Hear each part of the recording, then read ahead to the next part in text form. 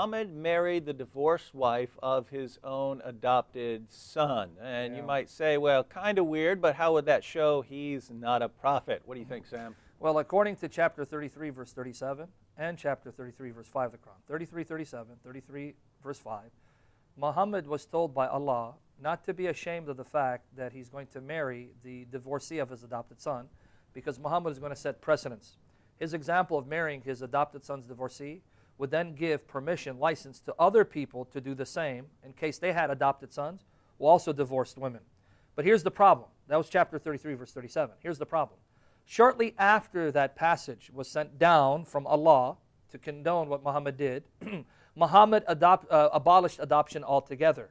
Because according to the tradition, Muhammad had adopted a son named Zayd. Zayd ibn Muhammad, he was called up to that time, who divorced Zaynab, and Muhammad married Zaynab.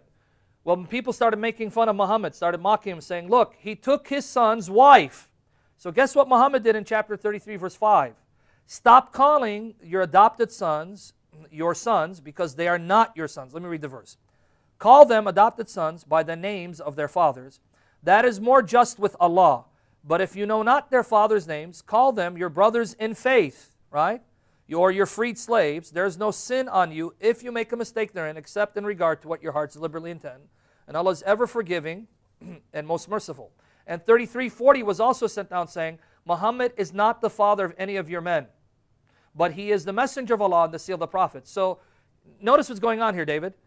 He marries Zayd's divorced wife Zaynab, who happened to be Muhammad's first cousin, to set precedence for other adoptive fathers, right, to do the same in cases of their adopted children divorce their wives. But then after that, he abolishes adoption in order to save face, because people kept mocking him. Look, you claim to be a prophet and you married your adopted son's wife? How dare you? What prophet would do that? So now how does this set precedence when he abolished adoption shortly after that?